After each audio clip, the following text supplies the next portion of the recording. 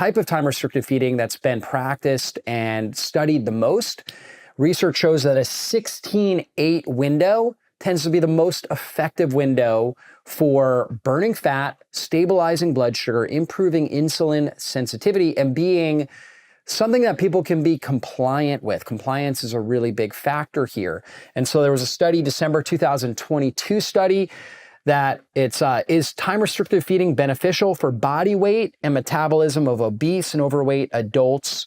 And what they showed, and it was actually a meta-analysis, which is kind of the gold standard, where you're looking at a whole bunch of studies and you're doing an overall review. So it's a systemic review, meta-analysis of all of these studies. And what they found was that 16-8 was very effective. There was a high compliance rate, which is always key in any kind of study, any kind of therapeutic activity. You want to make sure people are going to be compliant and follow through. So there was high compliance rate. And there were great results where people lost weight, they improved their blood sugar, they improved their insulin levels, and on top of that, they didn't lose lean body tissue. They didn't lose muscle tissue or bone tissue. And it was something where their quality of life really improved as they were doing this. And so what does the 16-8 look like? It's basically 8 hours of eating. So you might eat between, let's say, 10 a.m. and 6 p.m., and then you would fast from 6 p.m. to 10 a.m. the next day.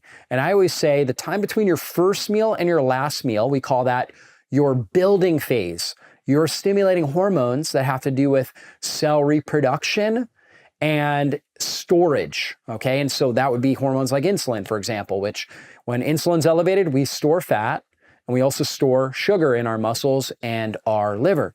When insulin goes down, we burn fat. We also liberate glycogen, right? This storage form of sugar that's in our muscles and our liver. So during the time between our last meal and our first meal, we're going into the cleansing phase where we now start to burn fat. We start to break down old damaged proteins within the cell. We call that autophagy.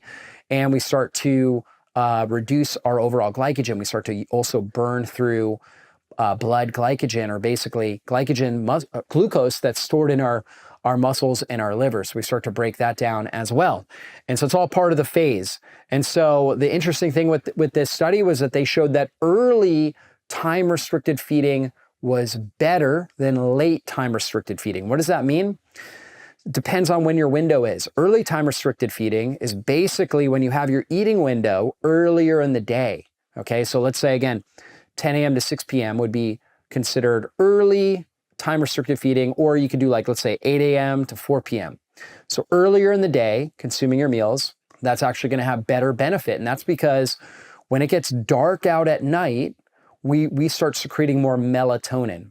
Melatonin is this amazing anti-aging hormone that helps us sleep really well, really deep, but it also is this powerful antioxidant that cleans up mitochondria, protects the mitochondria. We stimulate melatonin release at night as it gets dark. The other thing about melatonin is when melatonin's elevated, we become more insulin resistant. So we're not as good at getting sugar out of the bloodstream and into the cells. So if we're eating meals at night after dark, we are not going to metabolize the glucose in that meal as effectively. Also, our overall digestive juice production, our production of stomach acid, bile, and pancreatic enzymes goes down at night. And now we're not able to break down the food in general. It's more of a stressor on our body if we're eating late at night. And so when it comes to time-restricted feeding and intermittent fasting, you really have to fit it around your schedule. And for some individuals, they just have to eat in the evening. But as much as possible, if you're able to do it, where you finish your last meal before it gets dark. Okay, I recommend finishing your last meal before 7 o'clock, ideally at night. You are going to get much better benefits when it comes to blood sugar stability, insulin sensitivity, and overall fat burning. And you're going to feel better in general. And so that's what the study showed. And that's what we try to accomplish. And so 16-8 is great.